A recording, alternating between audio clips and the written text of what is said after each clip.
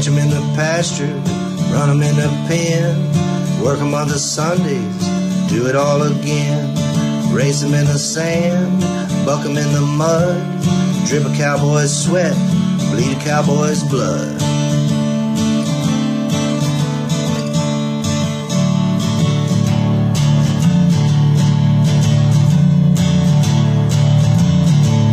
I'm Zeke Thurston, 2016 World Champion Saddlebrock Rider, and you're watching The Peppered Stewart Show. Man, you tuned in. Why you did, I don't know. That's your fault. You clicked it. You wanted to watch it. Why you wanted to watch it, I don't know. Maybe you like to watch. But stuff is happening everywhere, all across the interwebs nets for the farm and ranch folks. We finally got some good rain. Here in North Texas, where stuff is not as bad as it was. You got rodeo action going on in Las Vegas. That is why I am here solo today, because the rest of the media team is out in Las Vegas at the National Finals Rodeo, capturing stuff for you guys. So that's where they are. I don't know if anybody's been watching the NFR and seeing the ridiculousness that is going on. The internet has ruined America. I don't know how many times I've said that. The internet has ruined everyone because they just get on there and complain, and it's reached rodeo. So it's so bad. At this point, somebody posted today, said, at this point, we need a documentary to recap everything that happened at the NFR, because it's not over. It's not even over yet. It's not going to be until this weekend, depending on when you're watching this, whatever. You got fines, people getting fined for doing stuff, which they've had fines forever. It's just people just now know about it, I guess. You got the bad dirt in the arena, which barrel racing, dirt, never a good combo. You got the influencer issue that's going on up there. There was some horse tea stuff happening.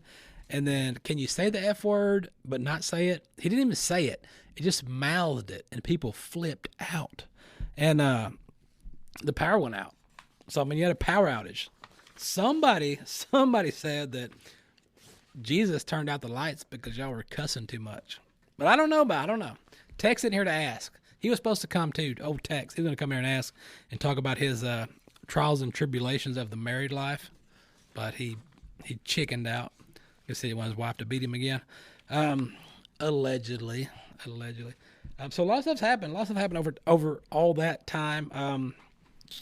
If you didn't know, we talked to Lynn and Beverly from the Careity Foundation out of Fort Worth. The Careity Foundation is a great foundation fighting cancer, helping cancer patients and stuff. And Nicole and Taylor Sheridan of Yellowstone have been a big part of that for the last few years. And so every year, I guess every year since 2018, 2019, something like that, the Careity Foundation, they've been doing a celebrity cutting since back in the 90s, but Yellowstone's teamed up with them. Nicole and Taylor are honorary chairs of the event, and so they've been bringing cast members to compete in the celebrity cutting event. And so this year, it was Yellowstone versus 1883. So they had cast members from Yellowstone, cast members from 1883, and they competed in the cutting. And it was a great show. If you weren't there, you missed out. It was a sold out event.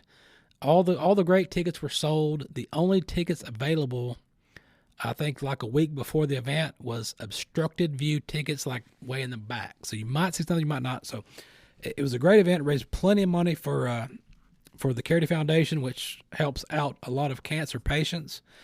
And it was such a good show. Once again, I had the opportunity to be the man on the microphone, interviewing all the folks, talking to them about, it's a volunteer deal. So all these people volunteer their time to come to the event and to compete. So I got to talk with them and find out, what it is about cancer and the event that brings them in to come and compete. So we're going to show you that here in a minute.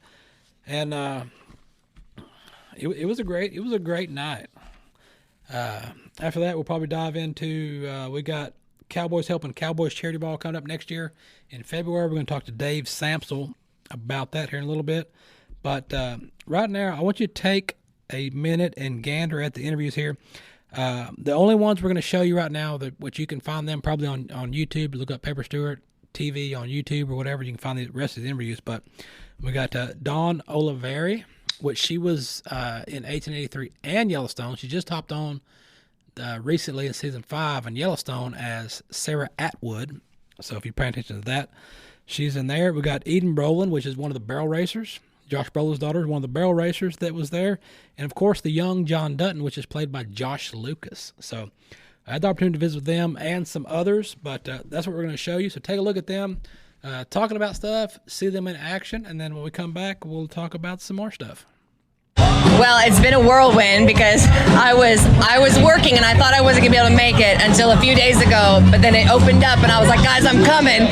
So they have been so accommodating and so helpful, and they put me right out there with those horses. And this is honestly the first time I've ever rode a cutting horse was yesterday, okay?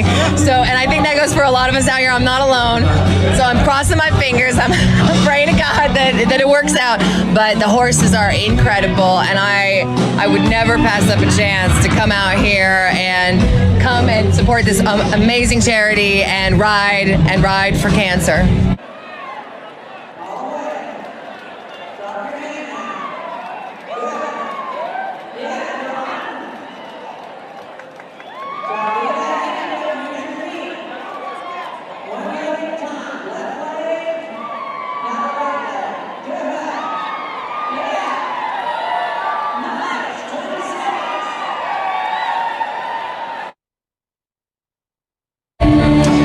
First thing I did was earlier this summer at Cowboy Camp when Nicole had an event at the barn over there at the ranch, and obviously I learned about what those guys are doing, and I don't think there's a more important cause than life, really, is what it's about.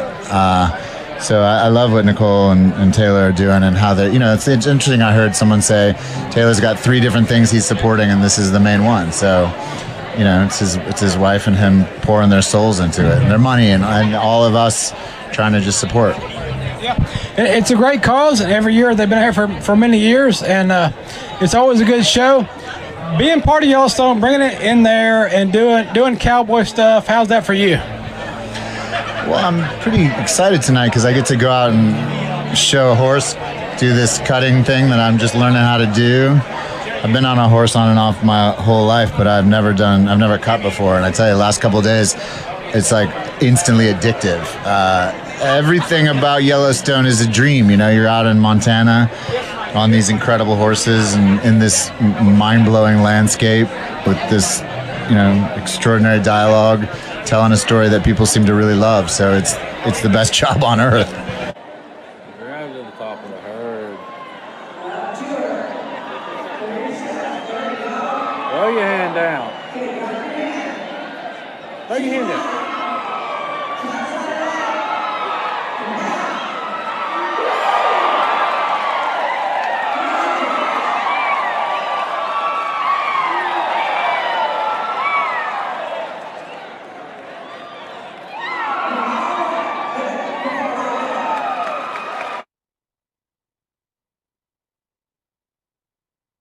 I'm just so grateful to be a part of this event, and to know that there are cast members who have done this before me and been successful and had a great time and been able to represent our show well. And I think it's really amazing what the Careity Foundation does and the services that it can provide for patients and their families. I think they're doing really wonderful work, and I feel it's a pleasure to be able to represent and be out here and do this. Before coming to Yellowstone, what was your horseback experience? I had ridden really inconsistently for most of my life, but every time I got back on a horse, I had to start from zero, and so I feel like it still continued to be like that, and I got to grow a lot doing the show, and I am super grateful for that because it's one of my favorite things in the world. But a little bit here and there growing up, but nothing super consistent.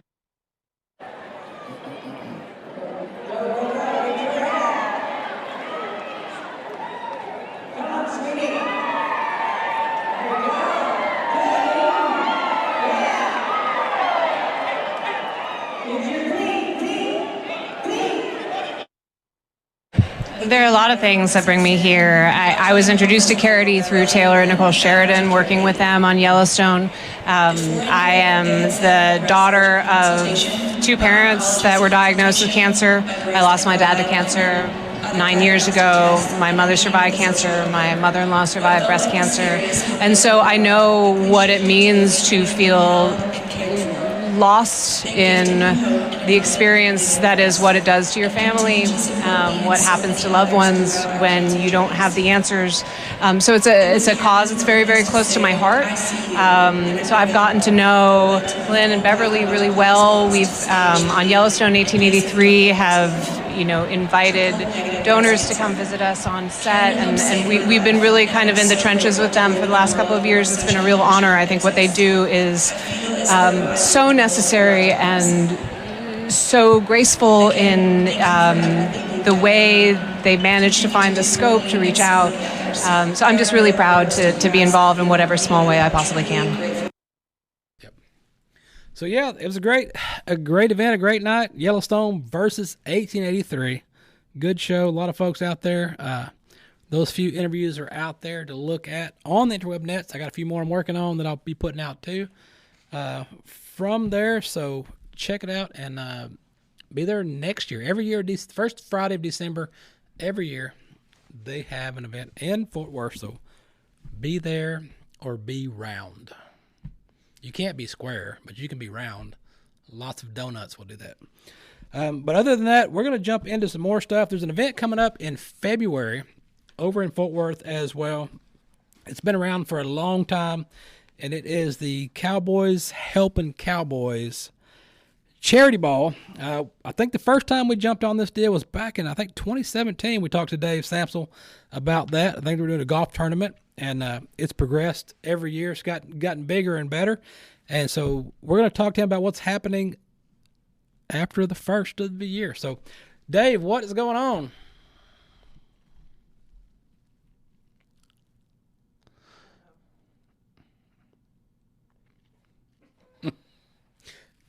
Can you hear me now?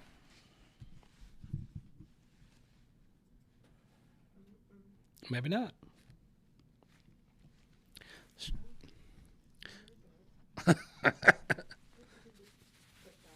Uh-oh. The fun with live TV, guys. We're live on TV. Okay, so we'll see if Dave comes back. But anyway, he's got Cowboys Helping Cowboys Charity Ball, February 11th, 2023, in Fort Worth, Texas. It's a black tie deal, so you got to dress up fancy. So I'm going to really tie it on this time for that. So while we're waiting on him to pop back in, let me jump into a random story right quick. We got plenty of cow stuff. Did I already do the NFR? Did I do NFR? I think I did. Already folded. It's folded, yeah. We did the NFR Karens. So we got, I guess they pop back in. Let me know. Until then, huh? Oh. I saw a lot of movement happening. I was like, what is going on over there? El Salvador. There is a town in El Salvador that is going to break a world record. We like Guinness World Records. We always seek them out. We always like to talk about them. They've got a world record for an 18-foot Pupusa. Make sure you say that right. Pupusa. They made an 18-foot Pupusa. Pupusas are good. I've had those. They're really tasty. So residents of a town in El Salvador broke the Guinness World Record when they baked a pupusa measuring 18 feet across. A team of more than 36 chefs worked together in, man, this, if I pronounce this like it says, it's really going to roll off the pupusas. The town of Oclita to cook up a massive pupusa, a tortilla-like flatbread with beans, cheese, and meat. The finished product measured 18 feet across, breaking the record set by a 14-foot pupusa in 2015 by the same city. So the same city in 2015 is like, you know what? We got time. Let's make a bigger pupusa than our 2015. So they went from 14 foot to 18 feet. A whole 4 more feet. I don't know what kind of calculation went into that, but the dish was baked as part of the 6th annual Pupusa Festival and was timed to coincide with El Salvador's National Pupusa Day, celebrated annually on the second Sunday in November. So that's interesting. What else we got? Nothing over there yet? Almost. I guess we can jump into the Oklahoma beef market. Do some cow stuff while we're waiting on the interweb nets to pop back in. Let's glance into Oklahoma's beef calf market. To be included in Oklahoma's quality beef network, the calves have to be verified. The Oklahoma Beef Network, the OQBN, the VAC 45 program, is a beef calf preconditioning program implemented by Oklahoma State University's Extension in partnership with the Oklahoma Cattlemen's Association. The goal is providing a value-added marketing opportunity for cow-calf producers. For calves to become OQBN VAC 45 certified, they must be weaned for at least 45 days and receive 2 rounds of vaccinations, their initial vaccination and a booster, against pathogens responsible for bovine respiratory disease, BRD, which we talked about previously, which I dealt with at my place, and colostral bacterial that causes blackleg. Viral pathogens responsible for respiratory infections include infectious bovine rhinoceros. That's what it looks like to me. It's also necessary to vaccinate against the common respiratory bacteria pathogens, Manhema and Hema. What? Who makes these words? I don't know what it means. I'm not even going to attempt to say this word, which is a colonizer of the lower respiratory tract, often causing calf morbidity and mortality following the primal viral infection. So basically it's saying if they get the MH, they could die.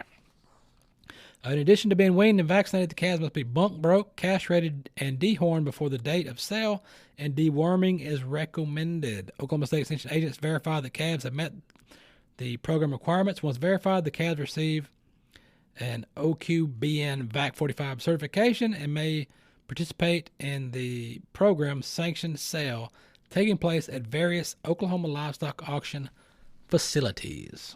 So if you want to jump into that and be part of the VAX program, that can happen. Each year, the sale data is collected by an extension professional for calves participating in the program. Other preconditioning programs and calves not participating in the branded preconditioning program, the sale data is useful in identifying and evaluating current market trends and beef calf characteristics. 11 years of the OQBN sale date from 2011 to 2021 was recently analyzed. The data collected at 91 individual livestock sales, which took place at 10 Oklahoma livestock markets, with an average of 8 sales conducted each year. A total of 149,000 calves were described using 42 market characteristics for the 12 market traits. If there's an increase in the percentage of red calves sold over time, increasing approximately 22% total sales in 2011 to approximately 12% of sales in 2021. However, the black-hided calves continued to dominate the market, accounting for about 68% of total sales in 2021. Everybody likes colored calves, but when it comes to your sales, your black-hided calves are always going to dominate the market. What else we got here? Let's go to, we'll stay in cow stuff. We'll stay in Oklahoma cow stuff. And the herd liquidation may be slowing down. Weekly beef cow packing has been higher year over year for 70 consecutive weeks. In that period, only 4 occasions has the year over year increase been less than 3%. The latest weekly data shows that beef cow packing was up 2.7% over year over year. Just the second week up over 3%. It's too early to be sure, but the beef packing may be slowing down. In Oklahoma auctions, the weekly volume of cull cows was doubled last year from July through early November before declining in the past 2 weeks. Probably has something to do with the rainfall. 2 weeks ago, the weekly coal volume was about equal to last year, and the volume in the latest weekly data shows down 9% year over year. For the year to date, beef cow packing is up 12% from year to year. The beef cow packing, if it was to decline to just equal to year ago levels for the remaining weeks, the total beef packing for the year would be up 10%. This would be a net beef cow herd culling rate of 13% for the year, a new record level. The actual culling rate is likely to be a little bit higher. So that is what's happening in your cull cows. Have we got anybody yet? Not yet. All right, let's do this. I've been watching the Tulsa King. The Tulsa King is it's part of the Taylor Sheridan package of shows that's coming out and going out, and it's up to I think 3 or 4 episodes now at this date, maybe more by the time you watch. But anyway, the Tulsa King, it's I wasn't sure how it was going to go. I saw the trailer, I was like, man, I don't know how this is going to work, but I think I'm like 3, 4 episodes in. It's hilarious, it's funny. You got Sylvester Stallone, you know, he's old but he's still jacked, and he's got his face work done, so he has no expressions. He still mumbles when he talks, and it's the show. I don't know if it's supposed to be a comedy, but it's pretty hilarious. So take a look at this, see what you think about it, and then we'll come back and talk about more stuff.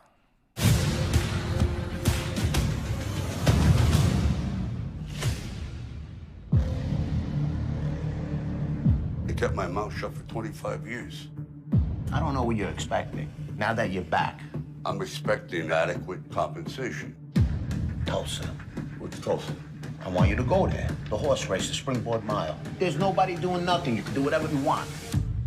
Not exactly the welcome I was expecting. Name's Tyson. Welcome to Tulsa. $2,000 a week. You drive for me now. What crew runs this neighborhood? No crew up in here. We're in the middle of nowhere. What'll it be? I assume you don't have a Chianti. You assume correctly. I wouldn't have pegged you as the Boy Scout. Why not? This wasn't necessary. What is that place? It's a dispensary. Oh my God, is he dead? No, he's taking a break. This is how it's gonna work. I'll protect you from the gangs. What gangs? And the law. This is legal. You gotta know your risk. There was no risk until you came along. Ever heard of Black McAdam? Motorcycle gang. You're overplaying your hand. When I play my hand, you won't see it coming. Any flammable liquids or firearms? In the box? Nah. This situation is not going to be controllable for much longer. You got a pretty good appetite for someone who was just shot at. If I stopped eating every time somebody tried to hurt me, I'd be a skeleton. I want to be upfront with you. It could get ugly. Is Newer in the mafia? Nah, there's no such a thing. Is this a one-off or one of many? Too soon to tell.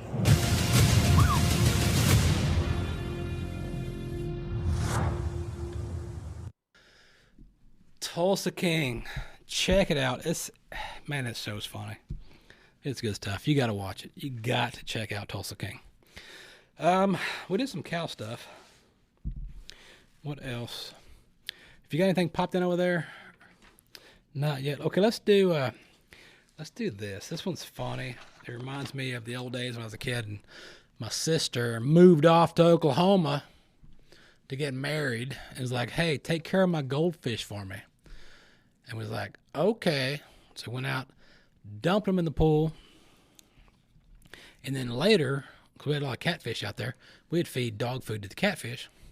and we saw these huge goldfish coming up eating dog food. And we're like, holy crap, those goldfish are huge. So, speaking of huge goldfish, here's what I got for you in France. A British angler who cast his line at a carp fishery in France had his photo go viral when he reeled in a monster 67.4, make sure you get the 0.4, pound goldfish. 67-pound goldfish. Blue Water Lakes, a carp fishery in Champagne, posted it to their Facebook. Of course, you put it on the internet. Everyone does. Showing Andy Hackett, 42, not sure why his age makes a factor, but it does, posing with his prize catch, a massive goldfish known locally as the carrot. The fishery said that the goldfish was put into the lake 15 years ago to give the anglers something interesting to catch. But it was until last year that the fish was noted to have grown to the size of excess of 60 pounds. Blue Water Lakes shared the video of the carrot being returned to the water after being weighed and photographed. That is a giant goldfish. Giant goldfish. I've seen them get kind of big, and I do that too. I got a couple of pools that I've dug out on my place for the cows to drink and stuff, and I do the same thing. I go down to PetSmart or Petco or whatever, and I'll go in there. They look at me funny when I do it because they're like, what are you doing with these things? But I'll go in there and be like, yeah, give me, 20, 30 goldfish. I'm like, what? What are you doing? I'm like, I transfer. We get them out of these little bitty enclosure cages you got here where somebody's going to take them home and put them in a little bitty bowl, a little fish bowl. No, I throw them out in the pool, let them live their life as a real fish, and they grow. They get some size on them, so. That's hey, what's up? What else do we have? Anything else? Or anyone else? Okay. So we're going to do that. We're going to throw we've got a musical guest coming up. We're going to throw a video in your face. Check it out. When we come back, we're going to talk to the man himself.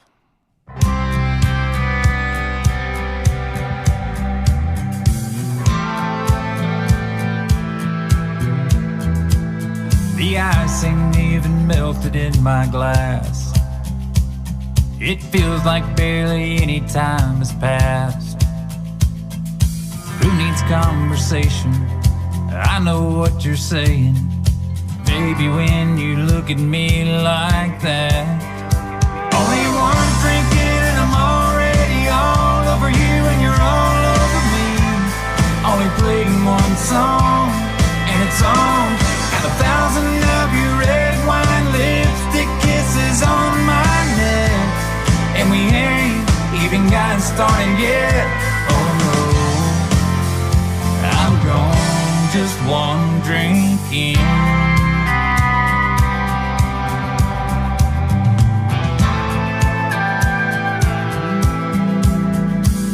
Girl, I sure like the way it's going down.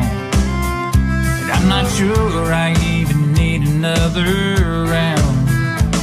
I've never felt this, never. And I can't imagine never feeling better than I do right now. Only one drink in, I'm already all over you and you're all over me. Only playing one song and it's on.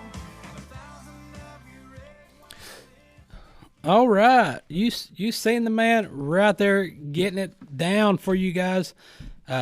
South Texas. He started off South Texas. Later on, he moved up to Georgia, doing his thing, singing songs. He's been out there with the big name folks doing his thing. So let's talk about it. Let's talk to him. So, what's going on?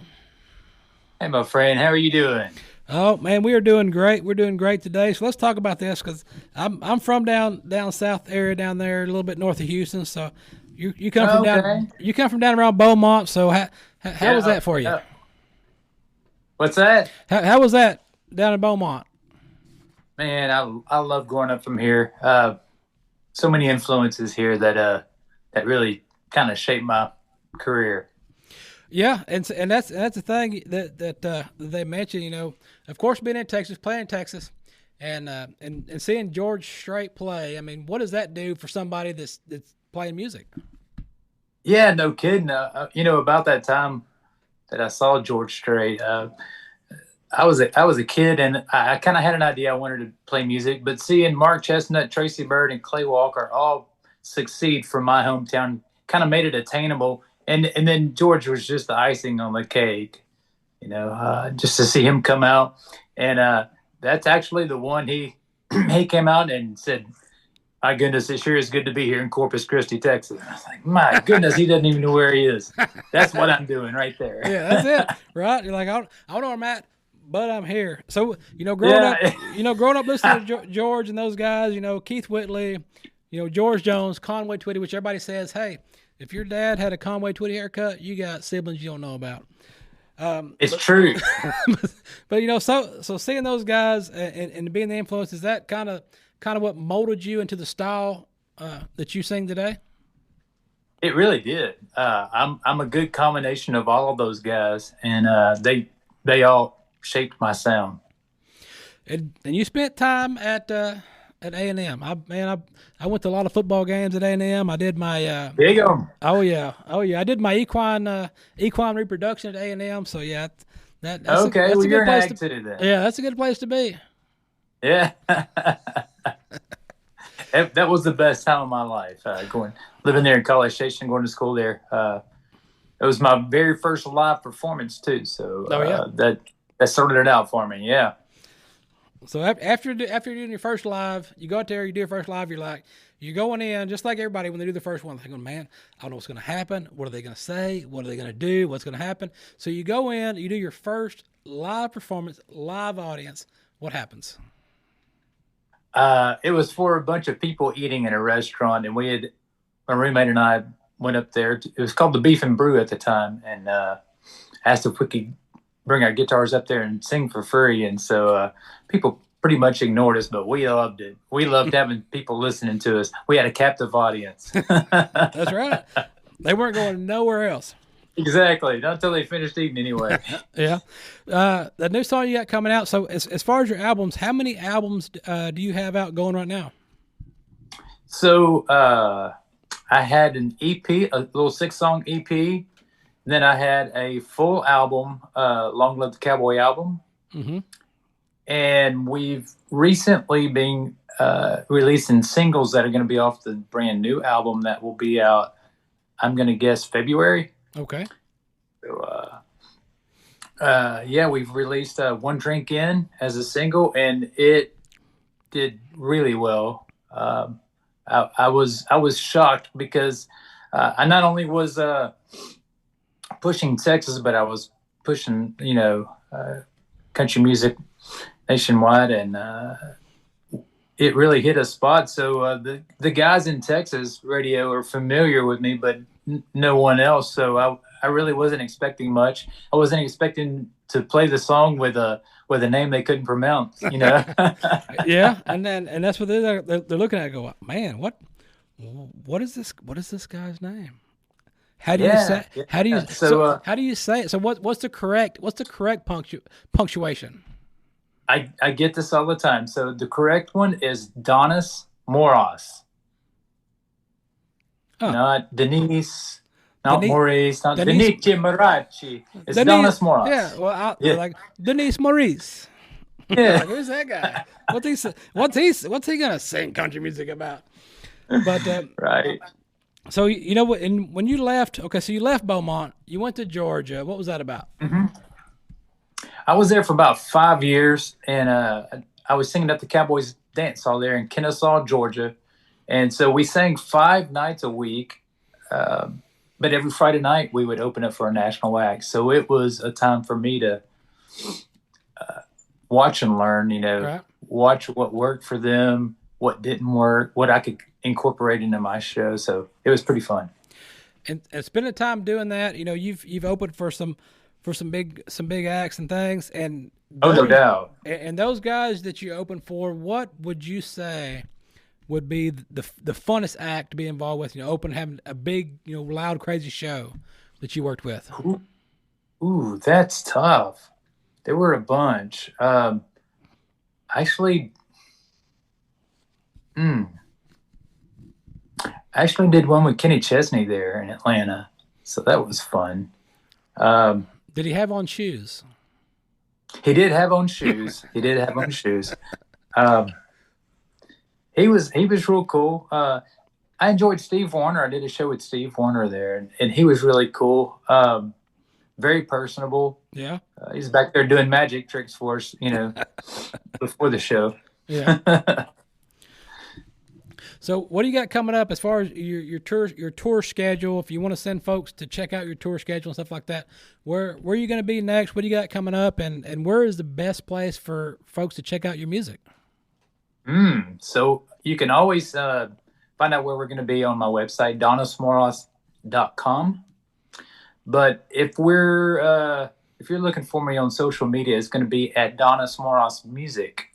So that would be Instagram, Facebook, Twitter, TikTok, whatever you like to use. At Donice Morace Music. Everywhere. That's right. You got to be everywhere because you never know where people's going to be, and they're going to find. That's you. right. They're going to find.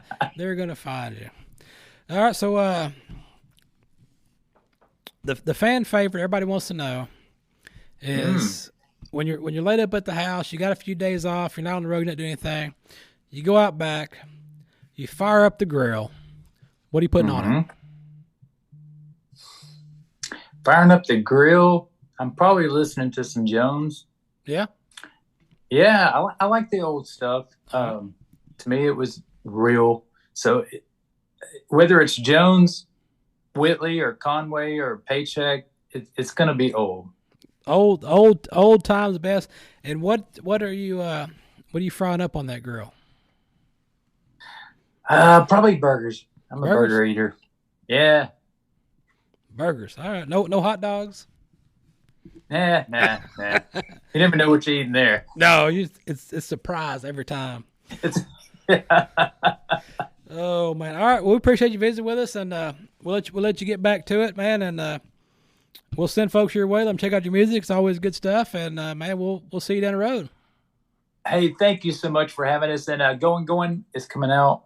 I think to radio next week. So y'all keep an ear for it. Going. Yep, we'll listen. We'll listen for it. I appreciate you guys. Right. Thank you. Take care. All right, check him out. Listen to his music. It's out there on the internet. Good stuff. Look it up. See what's happening, and it's good stuff. It's got the good old school feel to it. Just like that song we play. It's got that old school. That's why I looked it up. He's doing Keith Whitley and all them guys. I'm like, yeah, that's in my wheelhouse. Before early 80s, 70s, 80s. That's it. 90s run to country music. That's why I quit listening to it. That's why I don't listen to music anymore. I listen to talk radio. What else we got going on? We got Dave in there, or is he gone? No Dave. Okay, let's do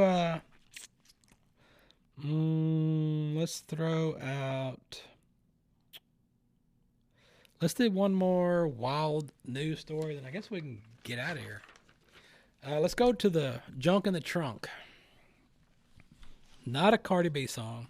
This is a 1930s trunk washes up on a Florida beach. Officials with the National Monument in Florida said an unusual object washed up on the beach this week, a vintage steamer trunk from the 1930s. The Fort Matanzas National Monument said in a Facebook post, the trunk was found washed up on a park beach near St. Augustine late last week. I don't know what's going on today with all the names that I cannot pronounce, but today is the day that you can Google in your TV show history and be like, hey, what show did we throw a bunch of random names he can't pronounce? Today is that day. All right. While nothing of interest was found in the trunk, it itself is a unique piece of history. The post said the trunk was from an amphitheater named branch called Never Break Trunks. What are these words? It's worse every time. The black trunk dates from the 1930s, manufactured by L. Goldsmith and Sons of Newark, New Jersey. It's unclear how the trunk came to be in the water or how long it's been in the water, but it washed up on the beach. I don't know. I don't know why they keep giving me these names I can't pronounce. Can you not give me a pronunciation form along with these stories, guys? They're like, no, it's okay. It's live TV. Just let him stumble through it. He'll figure it out. I don't know what else is happening. We tried to get Dave. Dave didn't come in. He's out there in oil field land, so we'll catch him probably next episode. I'm sure we'll have some more for you guys before we get to that date. So I probably got 10 different emails from him right now. Be like, hey, it didn't work. Yeah, we know. We figured that one out as well. But yes, the Cowboys Helping Cowboys Charity Ball. It's going to be in Fort Worth, January 11th. Check it out. Google it. Buy a table. You can get a table or you can buy individual tickets. It's going to be a who's who of rodeo cowboys, possibly TV cowboys. So you're going to want to check that out. Other than that, I myself have got to get out of here. Go check out Pepper Stewart Show or Pepper Stewart on Facebook. It's just Pepper Stewart on Facebook. Check it out. Look around. I got a lot of stuff going on there. You can go to pepperstewart.com. Click on there. See old shows. You can buy T-shirts. You can see what's happening. And if you're on the YouTubes or Daily Motion, you can go to Pepper Stewart Show, and you can find all the previous I didn't write that. The previous broadcasts of all the shows, plus the random interviews that we do throughout the day, night, and weekend. There's lots of interviews on there. Interviews from a lot of folks for you guys to see. Google it, look it up, find stuff to watch. And that's all I got. We'll do it again next time.